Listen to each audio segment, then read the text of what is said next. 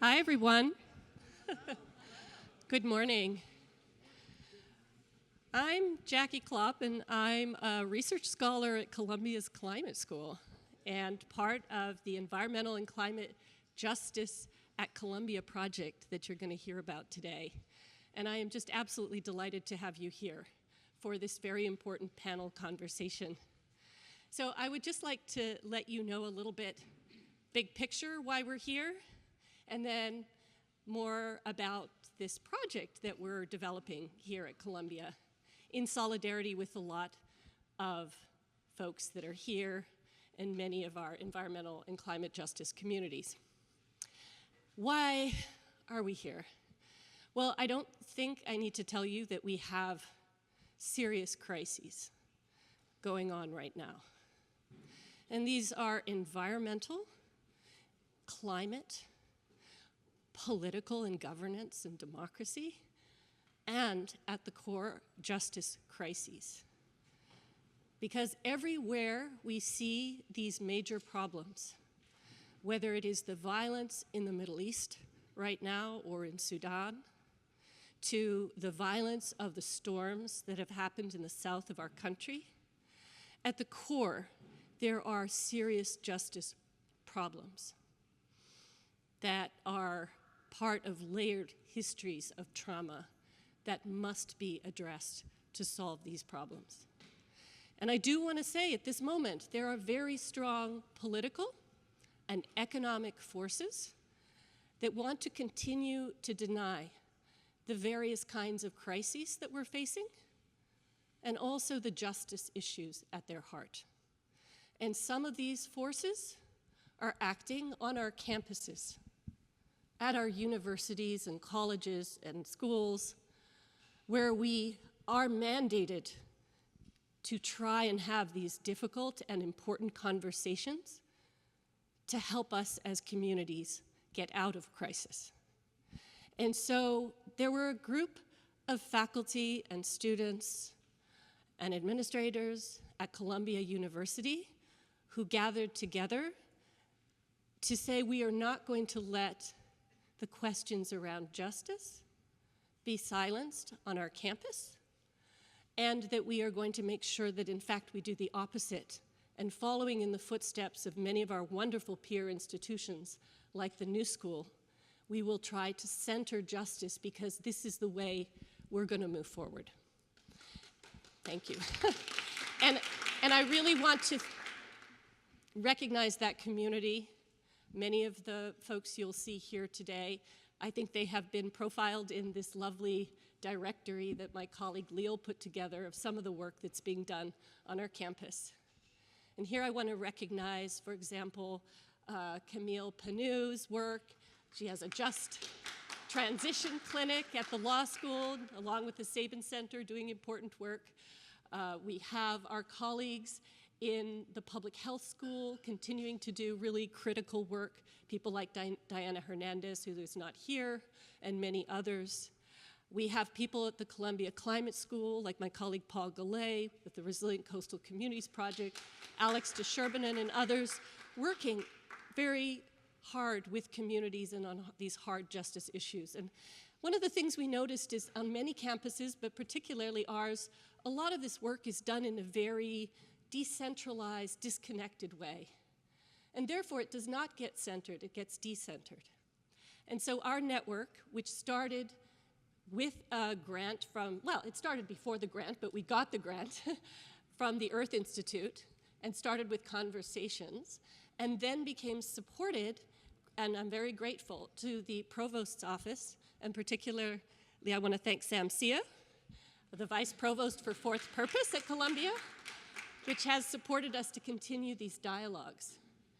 And Columbia has a fourth purpose, and the idea is to have impact in the world. So this is to go beyond research, beyond education, beyond just public service to impact. And there is no greater moment than this for us to figure out how to have impact. And I think one of the ways to do that is to be centering justice and working together with all those working on this in our region and beyond. So that is sort of the main idea. And so far, our project, we decided to call it a project, has had a number of conversations. We started with an internal reflection. We had conversations with our colleagues who are data scientists and scientists about what kind of data do we need and how do we co-produce needed data. And this is the third, which is where we say we need to hear from our peer institutions in the spirit of collaboration, in the spirit of co-learning and co-mentoring. And then, we really do need to center this work in our own communities in the city and region and beyond. So we need to be collaborative. And that's really the spirit that we're having this conversation today. And we need to be reaching out to the public and the broader community. And so this is why we're going to have a very important conversation on what the Academy can do to further climate and environmental justice goals. I do want to say that we take our engagement with our communities who are at the front lines and in the sacrifice zones very seriously. Columbia happens to be embedded within two of those communities, here in Harlem and in Washington Heights.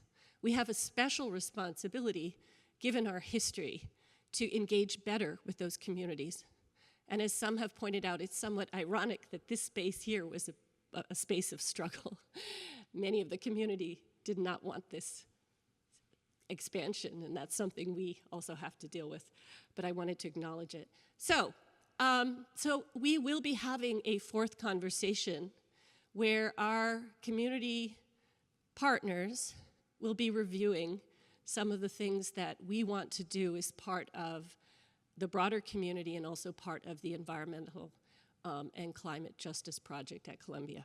So I want you to know we are going to be engaging very seriously with communities after this and in reviewing how we're going to then pull together and come up with some very serious actions that we would like to take. So with that, I just want to quickly acknowledge the people who made this possible, and I want to thank particularly Leal Mokadiz. I think most of you have been in touch with Leal.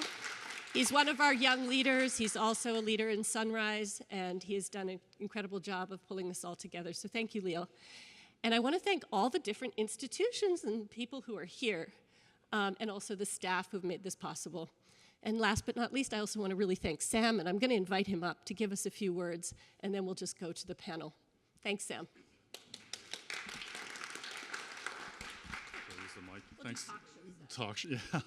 Well, the more interesting talk show is coming right up with Professor Foster, and so I'll just say a couple quick things before we get to that. I'm really excited about this panel here. But first of all, I just want to welcome everyone here. I know a number of you are at Columbia, maybe taking Paul's class, but some of you are, I think, from Connecticut all the way to Pennsylvania. So thanks for coming to Columbia to talk about this really important topic, environmental and climate justice. And just a couple words to build on Jackie's comments on what Columbia is doing on this topic. Well, number one thing I can think about is there was a committee that was announced by the president on climate action, and it's headed by Dan Zarilli, who used to work in the New York City government here. He really cares about this topic. He's a perfect person to lead that. I know he knows about this initiative. He was going to be here today,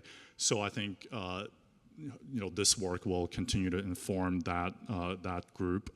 In my office, for the fourth purpose, Jackie really gave a great introduction to what that even means in the provost's office, because it's sort of hard to explain sometimes, but in the provost's office, we support the faculty. And what we want to do here is to support our amazing faculty's work to turn scholarship into action. And that's exactly, I think, what this group is working on. And exactly what does that mean?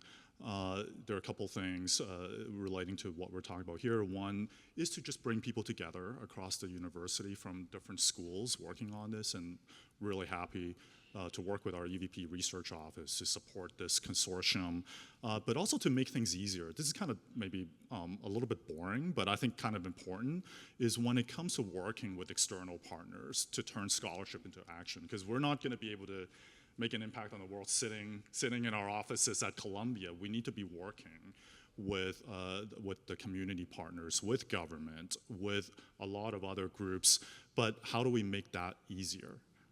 Because some of this work at higher ed, and I think that's the topic today, is geared towards research, is geared towards teaching, but how do we welcome community members into our campus? And I think actually this location is a little bit easier right now than our main campus. We can take advantage of that. How do we, when we want to support them financially, how do we get that through our vendor payment system? How do we have appointments at Columbia where we want to attract the best people doing this, and they're not necessarily scholars publishing papers, but they also have amazing expertise to be able to do this effectively. So some of the stuff is going to be now really boring to you for the students that are here, but are, I think, supremely important for institutions to have those mechanisms, even internal mechanisms, to recognize and support this work. And so that's part of my job, and we've made some progress on that. So actually, I want to be sharing that with this group here. The final thing I want to say is on this topic, and I think Jackie actually mentioned it already.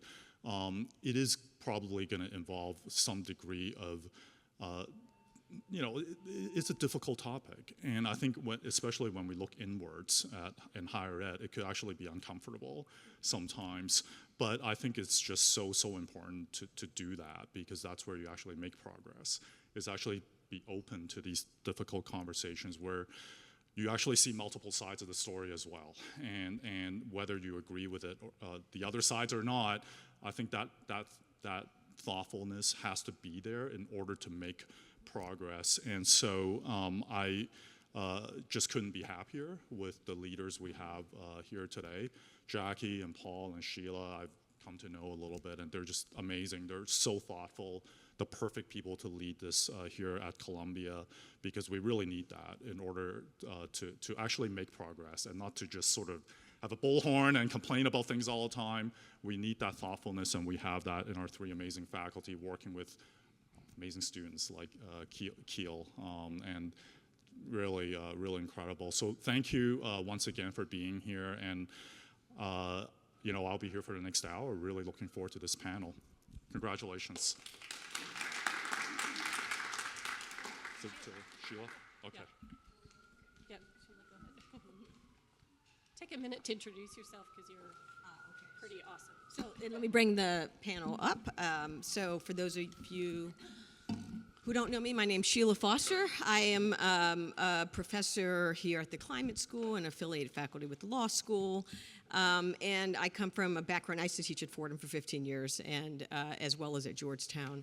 But I've been working on environmental justice for, well, longer than I want to admit. But I started out at Rutgers Camden and began working with the South Camden community there. Worked a little bit with Anna when she was in Newark. Came to Harlem, worked with WEACT, in fact, helped work on the pushback to the expansion of Columbia, this campus, so it's quite ironic that I'm here.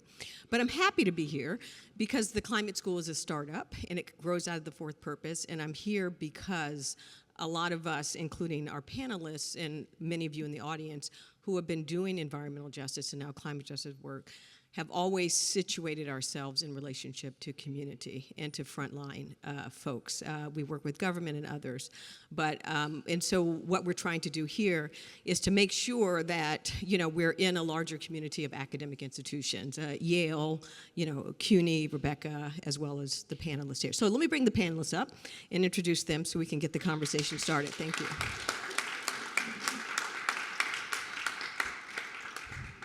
Okay, Kendra, yeah, and I'll do a quick introduction. First, Dr. Anna Baptista is Associate Professor in the Environmental Policy and Sustainability Management Program at the New School. Most importantly, I think she's the director of the Tishman School, or Environment and Design Center. And she's been, her work is rooted in Yeah, okay, I know, but she's way too humble. But I think it's important to say she's been long rooted in communities, starting from her work in Newark. And the Tishman Center has done amazing work. I was at the Centering Justice Symposium, and I hope she'll talk about that today. Sitting next to me is Liz Shevchenko, I'm sorry if I got that wrong, founding director of the Humanities Action Lab, a growing consortium of over 30 universities led from Rutgers University Newark that collaborate with issue organizations in public spaces to develop student and community-curated public memory projects around contested social issues. Very happy to have you here. And then Kendra Sullivan, public artist, activist, scholar, poet, and the director of the Center for Humanities at the CUNY Graduate Center, where she leads the Andrew Mellon Seminar on Public Engagement and Collaborative Research and co-directs the New York City Climate Justice Hub. So I'm so thrilled to have all of you here, and we're going to have a conversation.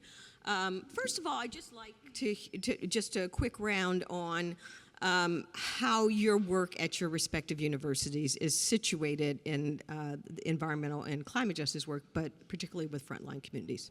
Starting with you, Anna. I'm going to take this very aggressive mic here. Hello, okay. First of all, I want to recognize Sheila. You have a great gift here at Columbia. I have to say, when I learned that Sheila was coming to Columbia, I was like, they are very, very lucky. Extremely, yes, please. Okay. Because Sheila is an OG in the movement, in the EJ movement. I still teach out of her book, Luke Cole and Sheila Foster's book, From the Ground Up.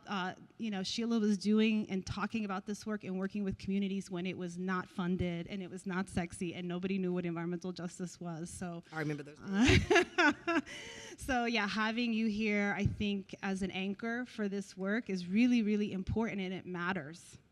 People like Sheila, they represent something to communities because people have a long memory. They remember the fights and the struggles and who was there and who wasn't. So I just want to say that starting off because I think, one of the reasons I'm here is because thank you because of Sheila. And in speaking about the work, and where I am at the New School, I went to the New School because of somebody like Sheila, like Michelle DePaz, who was a mentor to me. She was one of the first environmental equity people at the state of New Jersey Department of Environmental Protection. She was at Ford Foundation. And when she called me up and she said, why don't you come to the New School? I was an adjunct there. Actually, I was an adjunct here at Columbia as a PhD and taught EJ classes here in the planning school. And then I went to adjunct at New School, and I said, I'm an adjunct there. I'm working full-time in Newark. Why would I go to the New School? And she said, no, we have this thing called professors of practice, and it's an open rank position, so come here and bring your movement work, bring your relationships and your commitment to the movement, and do it here while you teach the students. So that invitation, that opening was an opportunity, I think, to continue that work just in a new way in higher ed. And sometimes higher ed is not always welcoming to sort of non-traditional academic, scholar activists. And I did find a place at the New School to do that. And Michelle DePaz, initiated the Tishman Center really with a mission to align as a movement support center. So that is all, that mission of we are going to be, we're anchored in a university, but we're very outward focused in terms of partnering with movement partners and building those relationships, irrespective of funding or research agendas. And that was also a really important anchor point. And then I sit in a department in a graduate school that's called this New School for Public Engagement. So that's important, that's part of the mission of the entire school is to engage publicly. And then my department, Environmental Policy and Sustainability, we've, over the last 10 years, pivoted to make the department much more focused on indigenous ecologies, decolonial pedagogy, and critical environmental justice teaching, learning, and experiential learning with graduate students. So it's a good place to experiment with some of these things. I think you've done more than experiment. The Tishman Center we're is really the leader we're a right little now quirky, in terms of but how we're to do doing this, which is why you're here. So thank you. I'm going to come back to some of that, Liz. Yeah, it's a little awkward. Okay. Yeah, thanks everybody for having me, and the people who organized this. It was just so beautifully put together. So I really, and when you're somebody just coming in to do something, it's you're so grateful for something that's this well organized. And to be on a panel with this group really is such an honor. And I am the founding director of a coalition of universities called the Humanities Action Lab, and I've been really honored to have Anna and the New School and the Ironbound Community Corporation as part of that, and as a real sort of driving force in our learning around how to build these kind of partnerships. So the Humanities Action Lab creates these sort of national narrative change projects that bring together university, faculty, students, and organizers in 20, 30 different cities around the country and hemispherically to address together a shared issue. And so we've done a variety of projects, and actually I wanted to mention that our newest one, because people keep kind of giving a little side thing about this, but our newest one is bringing together organizers with universities to address university-driven dispossession, and so it's not like a side thing. It's like just to put it right in the center here. So we're just developing that, and that involves like a different set of partnerships. So I don't come from the environmental justice movement. I'm a student and been mentored and guided by leaders in the environmental justice movement who, after our projects around, we did a project around Guantanamo, a project around the roots of mass incarceration, came to us and suggested that the model that we have, which I'll explain in a minute, would be helpful or could be productive in bringing students to better understand and better get involved in the environmental justice movement. So we have again, these partnerships where we have learned along the way and gotten better, but we try to have really driven by EJ organizations in different localities who partner with faculty to co-lead courses through which students create these public humanities projects, doing oral histories, research about the roots of environmental racism and in their localities, and the histories of activism resisting that racism in their localities. And then we put all of these together into a collective project that involves curricula, traveling exhibit, web platform, events, actions that goes on for a number of years. So we think what we're trying to figure out is this idea of a participatory public memory project. Like, how can, in answer to your question about like how this is situated in the movement, is like trying to learn from and be guided by the very, very clear principles of the environmental justice movement, like the Jiménez principles, and how to translate that into pedagogy and into storytelling and story exchange, and how to then harness those kinds of humanities tools in service of the movement. So I'm sure we'll talk more about like structures and that's great. everything, but thanks for that. But it's been really great to learn from both of you. I'll do. Great, thanks.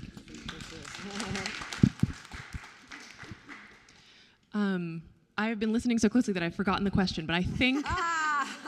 Just talk a little bit about how you situate what you're doing at your university within the movement, and in particular, interacting with frontline communities. Okay, great, thank you. Okay, so my name is Kendra. It's really nice to be here. I echo Liz. This has been a pleasure to be like ushered into this space and to be able to share with so much care. Your whole team did a fantastic job, so appreciation across the board. I am the director of a Center for Humanities at the CUNY Graduate Center. The City University of New York has 25 campuses, 275 students, 40,000 employees, et cetera, et cetera. It's quite a big network. So we are a small part of that big network. For the past 10 years, I've been orchestrating a platform called the Mellon Seminar on Public Engagement and Collaborative Research, which is where we activated scholars in alignment with frontline actors working across a variety of different issues and movements, not exclusively linked to the environmental justice movement, which is why the Center for Humanities became home to a big new project called the NYC Climate Justice Hub, of which I am the co-director, alongside my colleague, Michael Menser, and who teaches at Brooklyn College, and my colleagues in the movement, Eddie Baptista and Eunice Coe, and they are the directors of NEJA, New York City Environmental Justice Alliance. So NEJA is a member-based coalition of community-based organizations who are fighting on the front lines of climate chaos across the city. We are linked up with 6 of their member organizations and a flexing number of their campaigns, so sometimes it's just a couple and sometimes it's more. What we have done is build out 3 main work streams that respond to their research agenda and other miscellaneous needs that also align with, my desire to transform the university itself into a more hospitable place for movement building and social justice. I'll talk more about those later. Maybe for now I'll just signpost them. It's research teams, classes and curriculum, and our fellowship program, which includes pretty robust mentorship systems, an actual academy, and really in-depth internship programs. And it all revolves around, it's all led by the community members. So I'll talk more about it later. No, that's great. Thank you all for that. I'm going to start the next phase just by reflecting on, since Anna's aged me, way back when we first got into this, there weren't a lot of people that were available for community. So when a community member picked up the phone, so when I was at Rutgers, to say, hey, we're fighting this big thing coming out of the community, we don't know what to do. We hear you know something about this, can you come down? Today, I think it's just the opposite. So many students, so many faculty, so many people want to get involved with communities, want to be helpful. And sometimes I think for community groups that can be overwhelming. So I wonder if you can reflect from the position of what you do is, what are some of the principles or practices for managing that from a university perspective? So when I was at the Centering Justice Symposium, New School came out with this Centering Justice Manifesto, which is a set of principles about how universities can work. But I just wonder if you could, everyone can read these principles, just reflect on that. Yeah, no, how far we've come, right? Yeah, Sheila, it's a good problem to have. It was, it's sort of a product of the success of the EJ movement having gotten onto sort of official policy agendas, been, built into government policy making, curriculum. But that success also comes with, some drawbacks, which is that communities find themselves, inundated, and sometimes on the receiving end of just a different form of extraction, right? So you have communities that, have classes of students calling them, emailing, and professors want to do projects. Everybody wants to submit grants and put their name on the grant. You be my partner, and you get $5,000, we get $100,000. So it is this, deluge, and not always, it's a lot of it is well-intentioned, well-meaning, people wanting to genuinely do good work, but ends up really, in some cases, harming the communities further and deepening the inequalities and the power structures, entrenching those power differentials, because a lot of groups are under-resourced, but also working on a different pace and a different set of agenda items that need a different type of partnership. That is not maybe on the semester schedule, that maybe is not on the research agenda scoping. And so it requires a very different type of attentiveness for true partnership. And I think that's a big challenge in higher ed, is because we're go. We got to get to the end of the class, do the paper, do the research proposal, get the grant, and we want to do it and do good work in the process. But unfortunately, those two things can clash. And so, the Centering Justice Symposium, part of that was working the center that I'm at. We do a lot of work with movement partners. around relationships. So it's not based on a research grant. It's usually just, when you have a problem, call us. If we can't help you or we're not the experts in that, we'll try to figure out how to connect you into the network. And that, what was happening, a year or 2 years ago, is we start to see this huge influx of federal funding.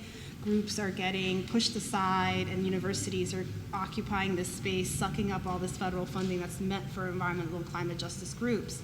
And we had environmental justice organizations all around the country decrying this problem, saying that money was meant for us, we fought for that funding, and universities are sucking it up and not giving us a fair shot at really being part of that. And so the Centering Justice Symposium was an opportunity to call in our peers. We're a higher ed institution, we're not perfect, we've got a lot of issues. And so how do we call in partners? People like Sheila, people like Manuel Pastor, and so many other centers, Dr. Bullard, Dr. Beverly Wright. These are folks who've been doing this work a long time with EJ Movement Partners, and have some wisdom and advice to give, but also new folks who are entering the space, who also genuinely want to enter the space well. And how do we call each other into community of practice with movement partners at the center? And so that was the point of the symposium, was to have these conversations with movement partners at the table, but also with philanthropy and government reps.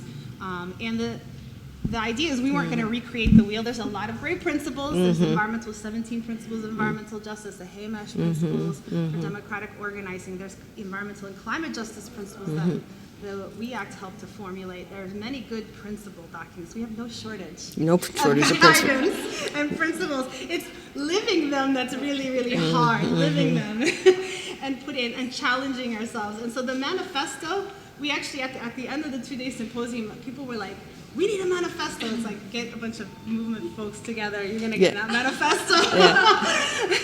And so instead of principles, they really wanted to articulate demands, right? With some intention behind it. And that was the intention of the manifesto, was really to just call forward, what our existing principles into action for our community. And so you can go look those up online, and I think we're hoping to continue to build that momentum to call people into reflection about how do you build relationships, not just partners on a grant or research agenda or a plan. How do you develop partnerships, relationships built in trust? Something you said struck me, because I've always said, when people say, oh, how do you do this work? I say, I never go into communities. I'm called in. Right? I never just go and say, hey, come do this. It's like people call, and the idea is to be so firm in your work that you're doing that people do want to seek you out. And I think that's what we're trying to plant a seed for here. Reflections on this point. Yeah, thank you. I also want to really echo that this manifesto, I was saying to Anna already, we've been approached by a lot of people who just have found it so powerful internally to their university to be able to, take something that was created by a group of peers, of university people with movement, leadership, folks, but and be able to show their higher ups that they cannot do X, Y, or Z, because it even though you were talking about the timeline and speed and things that people want to do, and saying we can't do that because we have to really follow these principles. So just even though it's a lot of principles out there, it's already being put into action. And I'll just reflect on a flip in our process from when Climates of Inequality launched in 2019, and the structure was, the whole thing was conceptualized by universities and EJ folks together. The local partnerships, we had partnerships guidelines, we had a set of principles and for everyone to follow that we try to hold people accountable for, because we're dealing with 20 different individual partnerships. But the fundamental premise was that the universities were the kind of point people, or the sort of administrative oversight of each local project, and they invited the community partner, or they found the community partner. And that was not a good model. Because the universities are not reliable financial, they're not responsible financial partners. They don't pay their bills on time. They have like exploitative, extractive, like people at their, So we flipped it now so that the sort of point people are that starts with the EJ leaders, and they pick the local universities that they already have a relationship with, or they know are reliable, or they have a trust with.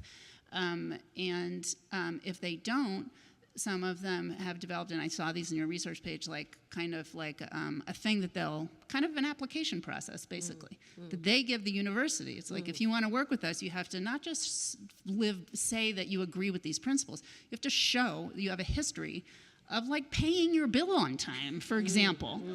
We were just talking about this, and I just want to put I know we'll probably talk about this later, but I just want to get this, Sam's over there. Like, you said, no, not to you. I'm just so happy that he put in your opening talk about climate justice, something about procurement. And you're like, this is kind of boring, but like, it is the center of everything. And so, Kendra's writing a book about it. I just learned. No, I love that. Yeah. That's I want to just like put a pin in that. That's as real. like That's I'm real. super passionate about that, and that is the beginning and end of everything. And I really appreciate. I don't know if Kendra can talk about it. And you guys have this one funder in the climate justice grant, right? Who gave funds directly. Like the partnership, the funds go equally to the university, and then directly from the funder to the EJ partner, as opposed Not to through the university. And so that's another. It's these wonky things. I'm so glad you brought this up. That I think this really is. It's from the lofty principles to the like vendor procurement. Yeah, that's great. No, I think trust building comes down to these boring things in universities, right? How universities treat community partners and how the money flows. Reflections on that. Yeah, so I am writing a book on that, so I could talk about it for a long time, but I won't right now. That's very cool. First of all, I wanted to just, funny anecdote based on what you said, Sheila. I always tell people in my classrooms that as a university affiliated individual, you should assume that you're a vampire and never cross the threshold unless you're invited to be part of the movement process. So that has been quite helpful, I think, for folks. I'm going to steal that. In terms of, I think I can talk a little bit about our structure here because it's fairly unique. It's a little bit like a unicorn situation. We had first made a relationship with Eddie and Nija many, many years ago, specifically during Hurricane Sandy. Flash forward 10, 12 years, Waverly Street Foundation and Alexandria McBride approached both of our institutions simultaneously and invited us to co-author parallel proposals and to submit them simultaneously. So we did so. We spent 6 months developing our proposal. The funds were split down the middle.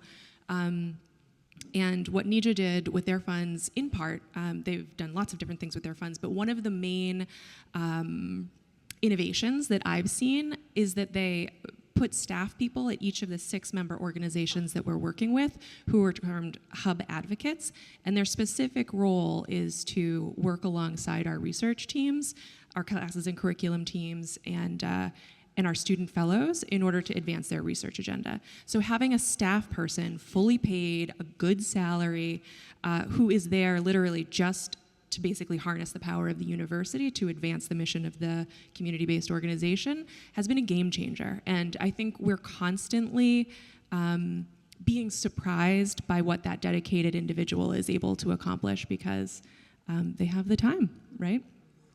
So quickly, I'm just going to shout out the different organizations that we're working with: Goals, Good Old Lower East Side, Uprose, The Point CDC, El Puente, and Nos Quedamos. So each of those institutions have a hub advocate, and each of them have a research team that has between 7 and 10 people who are working, I was going to say full-time, but that's only that's only true like after a beer, but a lot. They're working pretty considerable hours in order to advance these research agendas. So I think that answers. That's great. No, Okay, That's great. I'm going to pause here and open it up a little bit. But before I open it up to the whole audience, we have quite a few folks from similar university centers that I'd just like to give a chance to say something. Michael Galopter from Yale, Rebecca from CUNY, and Camille from the law school. I'm not calling on you, but I just want to, but you guys also run climate, environmental justice, centers or projects, organizations. You also work with communities. You're also OGs in the movement, to borrow honest terms. So I just invite you if you want to say anything. You don't have to, but Michael, I know you want to say something. Well, I would love some feedback. Okay. Oh, sure. Not today, not in this session. I want to take a quick approach me later. So say who you are and what you do. I'm Michael Galopter. I'm the executive director of the new Yale Center for Environmental Justice, co-founder of New York City Environmental Justice Alliance when I used to live in New York City. I'm giving a speech to a week about one of the things that strikes me as I come back to academia is if you put all the environmental academics in a room and said, quick, raise your hands if you're against fossil fuels. None of them would raise their hands. They believe they are, but they're afraid to.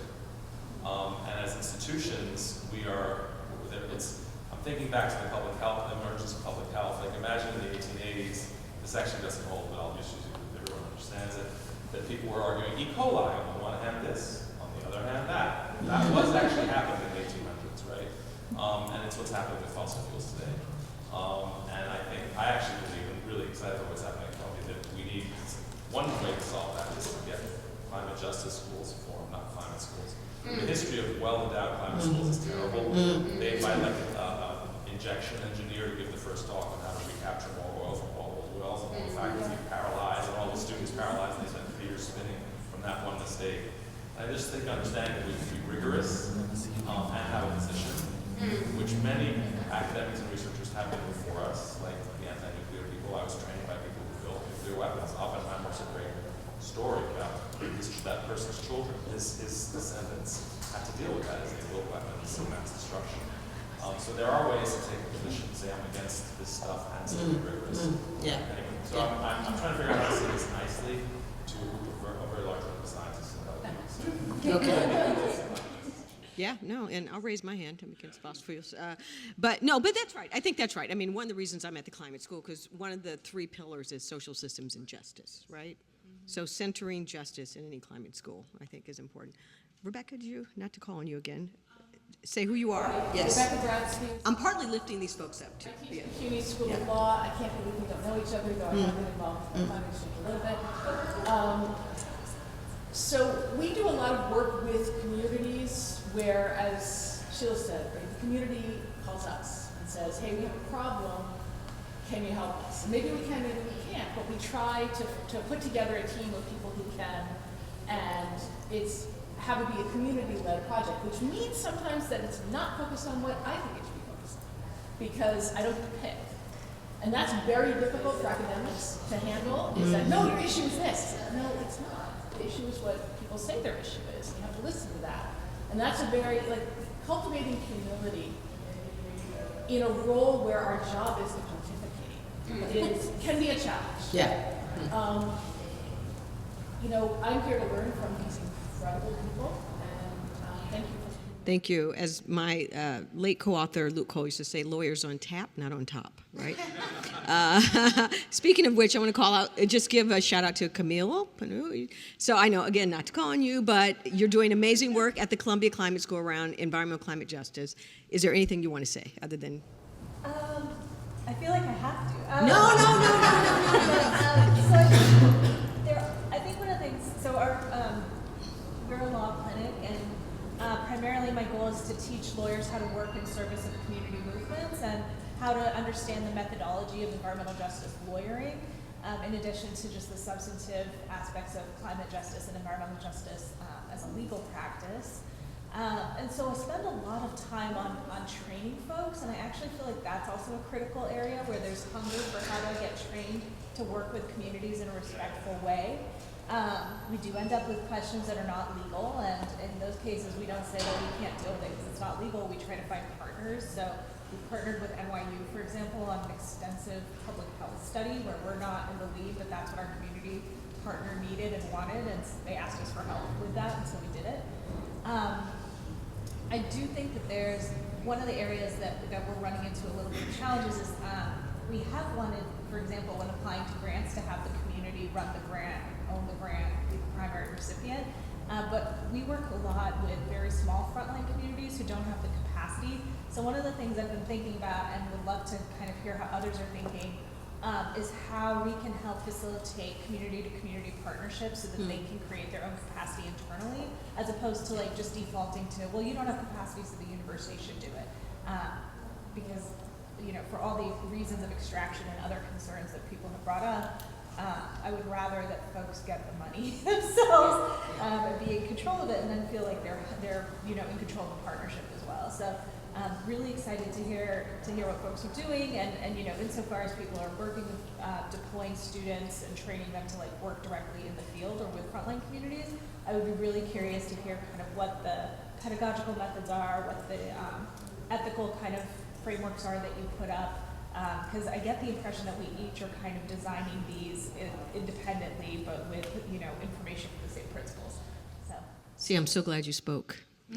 Yeah, so seriously. Back to you guys, because I think that's such an important point. And she made really 2 points, I think. One is training, like not just throwing students into communities, or faculty, actually, for that matter, or other researchers. And second, I think this idea of building capacity, helping communities build capacity, that we're not going in to save anyone, right, with our immense skill set, whether it's legal or otherwise, but helping them to build, like, how do you help community group build capacity? And I actually think there's a third point among here, and that is there a way for all of us doing what we do to collaborate in some way to achieve these goals? Yeah, go ahead. So take any one of those, or all of them. Absolutely. Yeah. I think that's why we're here. Yes, no, all right. Yeah. So, all right. Yeah, I know. I think we have to collaborate. You know, I think part of the problem that then ends up getting dumped on communities is this competitiveness and this, you know, like, my students, my class, my research agenda, and then you've got, you know, multiply that by 100 universities, 1,000 classes, and it's not healthy for the students, it's not healthy for the communities, it sets up a really, terrible ecosystem. So to build a healthy and vibrant ecosystem, I think we have to look at what is the cooperative nature of what we can do, where do we complement, and again, and focus on the things that that the relationship, nurturing and seeding, that those relationships that are authentic, so that the invitations become organic, that you figure out who's in your network. Like you said, you're like, maybe it's not us, like it's, you know, you guys should talk to this community group, they're doing something similar, or there's an intermediary EJ group like NEJA that would be a good partner for you guys to build that around. And we rely on each other to build that ecosystem rather than being very atomistic and individualistic and competitive around the resources, and the communities get sort of shunted aside. So I would love to see us, especially in our area, in our region. I have to say, when I worked for over a decade in my hometown in Newark, and even though we had a ton of universities, it was very hard to pick up the phone and know that the person on the other line, they might be well-intentioned, but like I can't trust them to run with something. And I didn't have the relationship built up that I could genuinely partner with an academic, even if it was an individual faculty member that I liked, because the institution was gonna take 50-60% of the grant, and it was, so it doesn't make any sense in a metropolitan area like ours, where we have so many great faculty, so many great students and institutions, why we can't be working together more collaboratively, sharing our resources and more importantly, our networks. Yes. Sharing our institutional knowledge with each other. We're working with a lot of the same groups. Like my EJ class is at El Puente, working with the hub partner as the lead, and with a group of Pratt students, and we know each other. Every year we talk and we collaborate, so we should just be looking to do more of that, call each other into partnership and build relationships among our centers that are more intentional. I think we don't have a lot of time and space sometimes to really think about, like, okay, what would we need to work together better in a more flourishing environment, and how do we make our partners the center of that work, right, rather than the afterthought. And it's hard to do because we're under a lot of pressure in our own institutions and have a lot of demands from funders. So carving out a little bit of like this space, carving out spaces wherever we do convene to intentionally be like, okay, next year, what do you have on your calendar and on your agenda? Who are the partners that you're working with that maybe need something that, you know, we can connect each other on with? So we could do it here today. Yeah, that's great. That's great.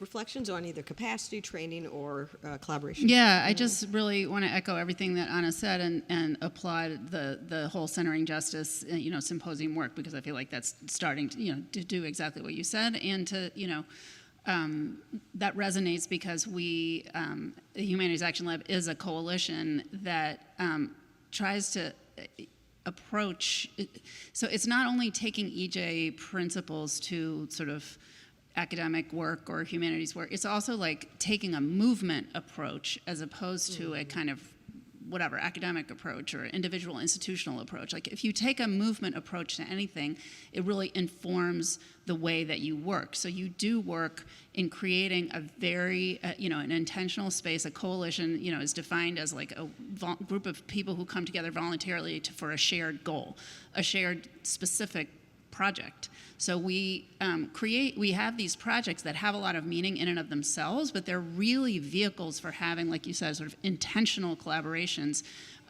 among people and an intentional and very organized and structured space for people to be working together in that fosters and becomes the foundations for all kinds of other collaborations. But like we have a specific thing we are doing together, which like sometimes seems as it's not minor, but like making an exhibit or something, like sharing our stories. But it's really that we have this ongoing coalition that has all these, that meets regularly, that exchanges, and we think about the collective work as having, sort of various different facets and objectives. One is like movement building, like one around narrative change. So having a collective voice that is connecting our local experiences to push, to be louder because we're speaking together. It's also about knowledge sharing and like building shared principles and peer learning and making sure we're not doubling and competing and everything that Anna just said. And finally, it's solidarity and just like emotional support. Which is actually critical of people being able to support each other and just like have a space where people, like we had this whole long conversation about the procurement, and I was like, I'm so happy to be having this, and then listening to Sam. So it's just like a space to like talk about stuff that is the biggest, and the only other thing, I don't have a solution to this, but I do want to, I appreciate it as a key point, is that there really is a difference, like to not lump kind of community-based organizations into one, or EJ organizations into one category, because there's a really big difference between NEJA, Ironbound Community Corporation, and like some of the tiny like urban garden mutual aid organizations that we also work with. And so in terms of like capacity, and what I find is that some of the university partners we work with are constantly like misidentifying the capacity issues. So it's not like, it's like underestimating, like thinking that there's a deficit where there is not, and then assuming there's an asset when there is not. Interesting. Okay, let's see. I'll respond to each question. The first, training and placement. I want to talk just a little bit about our academy program. It's a week-long academy for 25 CUNY students from across the consortium, and NEJA and the EDs, working alongside the hub advocates of the participating member organizations, created the curriculum. So it was a climate justice curriculum based on the last 50 years of movement building in NYC. We coupled that with a really compelling narrative of student organizing at CUNY so that students could understand the ways in which they could tap into their own power to alter the educational landscape and the climate justice landscape. They are now conducting a landscape analysis of all 25 campuses, looking at, social justice, racial justice, gender justice, EJ and CJ student clubs, and activating them in relationship to the different member-based campaigns. So they're moving beyond the member organizations and toward the campaigns. So we've given them tabling workshops. We've done, a variety of different how to build momentum, how to gain critical mass.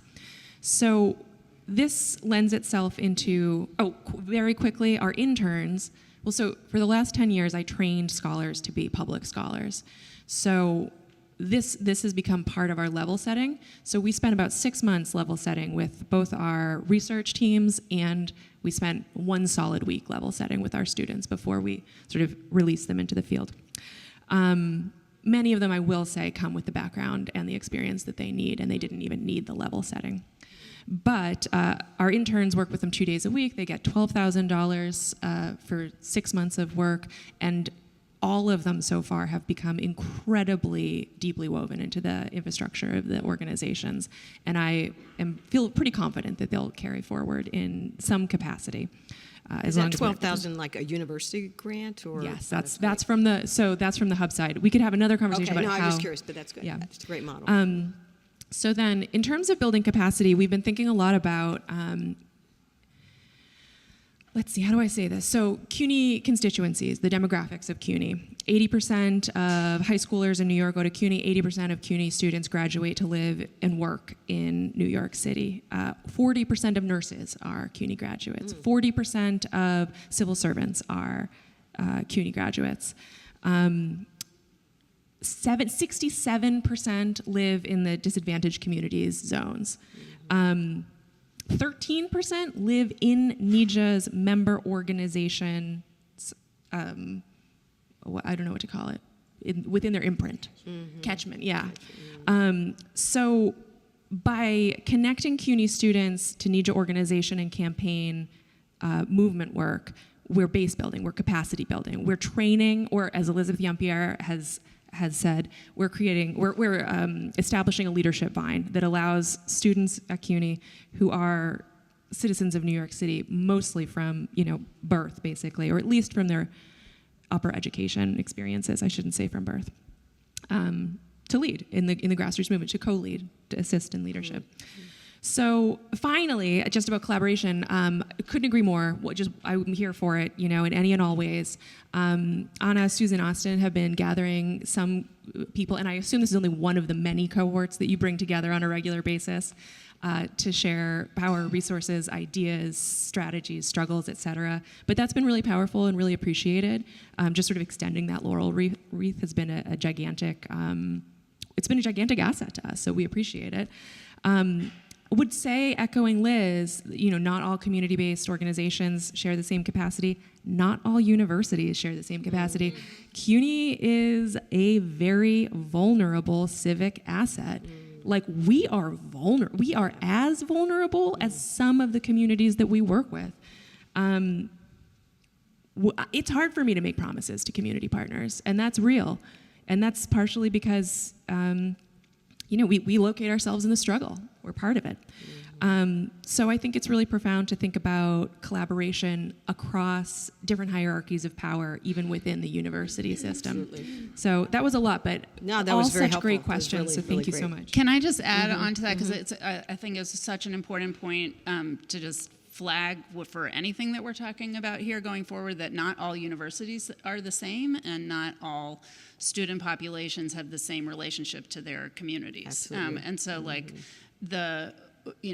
the difference between, so we've pivoted to working more or as exclusively as we can with student populations that are from the frontline communities that their universities are located in, which means it's like community college, it's like very vulnerable and kind of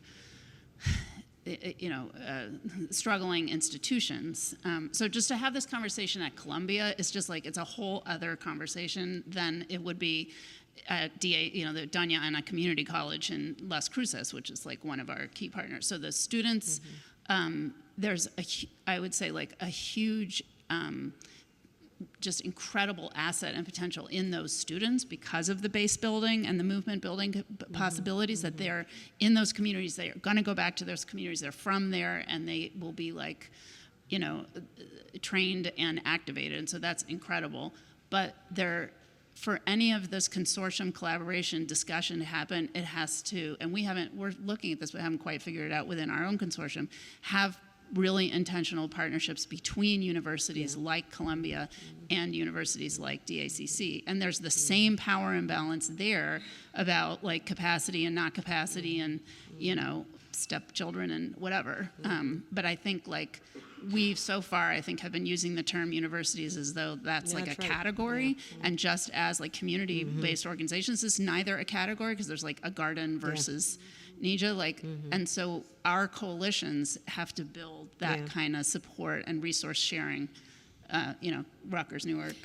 I do think that's it. That is the next CUNY level. is the same. Yeah, no, that's the next level conversation, actually, is between the universities. You're telling me it's almost time, Leo? Okay, it is time.